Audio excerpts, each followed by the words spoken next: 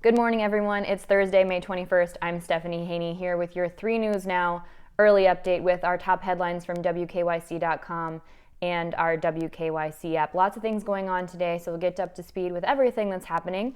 And we'll start, as we do each morning, with the latest COVID-19 numbers from the day before, which come in at 2 p.m. from the Ohio Department of Health. So these are the numbers that we got yesterday on Wednesday, May 20th from the Ohio Department of Health. So we're going to try something a little bit different today to help you kind of visualize a little bit better exactly what's happening with the number of cases each day and the number of new reported deaths each day. This is something that was recommended. I don't know how it's going to work out. You might even actually see it backwards, and you're going to see a reflection too, but we're going to try it. And if you hate it, let me know, and then hopefully, we'll continue to do better so that we can actually visualize for you a little bit better what's going on with the cases and numbers here in the state of Ohio. So here's where we stand as of yesterday. The total number of reported COVID-19 cases in Ohio is now at 29,436, and the total number of deaths is now at 1,781. So to help you visualize that a little bit better, here's the information that we have so far from this week. So if you take a look yesterday, there were 484 new cases reported. So if you see the little down arrow next to that, that shows that it's down from the day before. So if you take a look at this, we've got 2 days in a row of a reduced number of new reported COVID-19 cases. Now, in terms of the number of deaths yesterday, there were 61 new reported deaths, which is also down from the day before Tuesday, not by a lot, but down by 2. Now, before that, in terms of number of new reported deaths, you can see there were 2 days in a row where the numbers went up, with 63 new reported deaths on Tuesday and 32 new reported deaths. I see in the comments that you're saying it looks backwards. That's because I have my reverse cam up. So we'll have to figure out how to make that work for you guys so that you don't see it backwards. But thanks for letting me know. We're trying things out. So hopefully we can figure out a way to better visualize those numbers for you. But the takeaway for today is that the number of new cases was down yesterday to 484, and the number of new deaths was also down to 61 yesterday. We were actually down across the board yesterday, including hospitalizations and ICU admissions newly reported. So when we get those new numbers in at 2 p.m., we'll check in with you there. Okay, to the top headlines. We have our unemployment numbers updated for the state of Ohio, as we do each Thursday morning. Ohio unemployment has now topped 1.2 million new jobless claims that have been filed in the last 9 weeks. To break that down for you, there have been more new unemployment applications submitted in the last 9 weeks than there have been in the last 3 years in the state of Ohio. So that number is now 1,215,756. And last week, there were 46,062 new jobless claims submitted last week alone. Now, we know that these numbers are delayed coming in because people have been having a hard time accessing the Ohio Department of Jobs and Family Services website because so many people have been filing. But to date, Ohio Department of Jobs and Family Services says that more than $2.8 billion has been paid in unemployment compensation here in the state of Ohio. The organization says that more than 92% of claims have been processed, with less than 8% of those claims pending. And more than 161,000 Ohioans have applied for those expanded pandemic unemployment assistance benefits that was under the U.S. CARES Act. And under that, Ohio Department of Jobs and Family Services has issued more than $21 million in those benefits. But I do happen to know personally a number of people who have submitted for those pandemic unemployment assistance benefits and haven't yet got them and returned to work over the past week and weekend. So there's definitely an issue there with the delay. We do know that the organizations are doing the best they can, trying to service the people, but keep this in mind. If you are eligible for those benefits, previously in the past, you could not get benefits until the date that you filed, but because there is such a backlog, you will remain eligible for everything to which you are entitled, no matter when you file. So that will be backdated from your filing date. So keep trying to file. Get in there. The way you can do that is by visiting unemploymenthelp.ohio.gov. You can also call It's 1-877-644-6562, and you can call weekdays from 7 a.m. to 7 p.m. and also from 9 to 5 on Saturdays and 9 to 1 on Sundays. Here is some more information too that we've just now learned. If your job loss is a result of COVID-19, you should enter this as your mass layoff number, 200180. Again, that's 200180 as your mass layoff number if your job loss is related to COVID-19. If you have already submitted claims and you didn't include that number, that's okay. You don't have to add it. But if you haven't yet been able to get through, if you haven't yet filed, go ahead and add that as your mass layoff claim number. Here in the state of Ohio, the Senate unanimously rejected that proposal that would have limited Dr. Amy Acton's powers.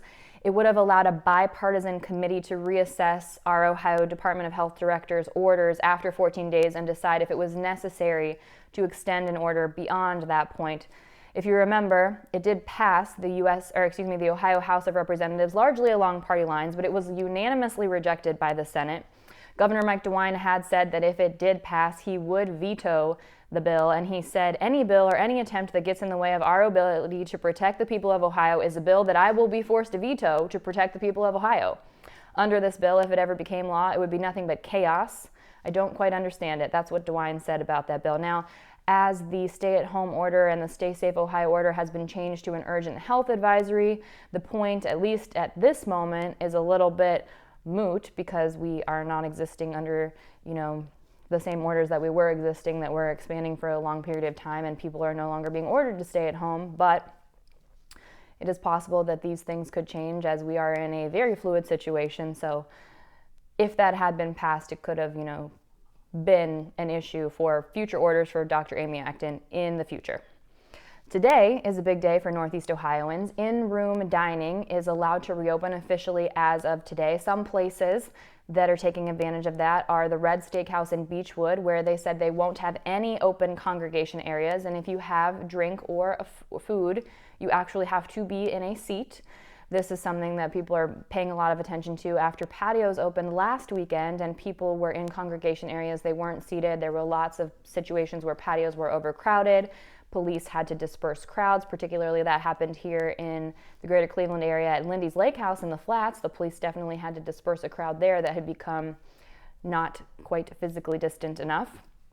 Another place in Rocky River, the Burntwood Tavern, what they've done to prepare is they've taken out half of their tables and most of their seats from the bar. And their employees will also be timed and washing their hands every 20 minutes. But not everyone is reopening today. Tartines, which is owned by Dean Valor, they're actually holding off on reopening at this time. They said that they're going to reopen a total dining experience inside and out the first week of June, and that they can afford to wait a couple of weeks to make sure that things are done right and responsibly. But when they do reopen, they will be reservation only, and they will not accept walk-ins. It'll be just like a doctor's office. Every single customer will also have their temperature checked before being allowed to dine at the establishment. Another location, Nighttown near University Circle, said they're waiting until at least July 4th to reopen. In the meantime, do keep in mind that Governor Mike DeWine has created a task force that will be performing compliance checks. And people will be out and about, law enforcement will be out and about. So also keep that in mind. It's been a long time since people have been able to get out of their homes and enjoy dining, also adult beverages if you are over the age of 21. So keep that in mind, everyone. Make sure that you are enjoying yourself responsibly, both from a safe physical distance perspective and also just from a safe perspective in general. We don't want anybody out there getting caught driving under the influence or any of those things right now as we get back to some semblance of things that were the way they were before we became aware that COVID-19 was here in Ohio. So here's hoping for safety for everyone today as that in-room dining reopens. With the holiday weekend coming up, we talked yesterday about Cleveland Hopkins International Airport and some of the things they're doing. Well, TSA is updating security procedures for summer travel amid COVID-19. They announced today a number of changes that will be nationwide to keep in mind. Now, travel has been down significantly, of course, since COVID-19, especially with many people under stay-at-home orders and non-essential travel being banned, basically, or strongly recommended against. So on Tuesday, 90,477 people went through TSA screening checkpoints. That's down from 2,312,727 last year. And TSA noted that there's actually been a gradual increase in the number of travelers over the past couple of weeks. So that low number is even with a gradual increase in travel over the past couple of weeks. So here are some of the things that you can expect to be different when you travel under the new COVID-19 situation, restrictions and regulations to help keep everyone safe and stop the spread. You'll keep your boarding pass. You won't hand that to someone in order to scan that. You'll hold it yourself, you'll scan it yourself, you'll keep it with you. There will also be distancing signage around, and that's the purpose of that, is to reduce employer, employee, and traveler contact. Face coverings will also be required for TSA workers. They are recommended for travelers, but do keep in mind you may have to remove that face mask for a moment for proper screening so that your identification can be checked. And there's a change to the amount of hand sanitizer you're allowed to travel with in your carry-on bag. So previously that was limited to 3.4 ounce containers of hand sanitizer. Now you can have up to 12 ounces of hand sanitizer in your carry-on bag. You are required to remove that from your bag as you go through screening, but you can have up to that much. That's about 3 times as much there. So another thing we want to remind you about is we are continuing to doing our senior shout-outs for the class of 2020 graduating seniors. If there's a senior you'd like to highlight, you can send that in to wkyc.com/senior shout-outs. We need a non-professional photo and also the school that the senior is graduating from. And if you have any information on their plans after graduating high school or anything else you'd like to share about that person, we would love to know. We're sharing those online as well as on the air. And if you're not quite ready to venture out into that in-room dining, or if a patio is not quite for you, keep in mind we do have our Love Local site. That's at wkyc.com/lovelocal. So you can check there to see what's open in your area. Dining out, carry out, delivery are all still great options to support your local businesses. If you're not quite ready to go back out into those group settings, if you're not quite sure about, the physical distancing or whatever it is that it might be, you can support your local businesses that way. This has been your morning update for 3 News Now. I'm Stephanie Haney. We will see you back here at 2 p.m. as soon as we get those Ohio Department of Health numbers in related to COVID-19 when we get those numbers in for Thursday. I'll see you here in a little bit.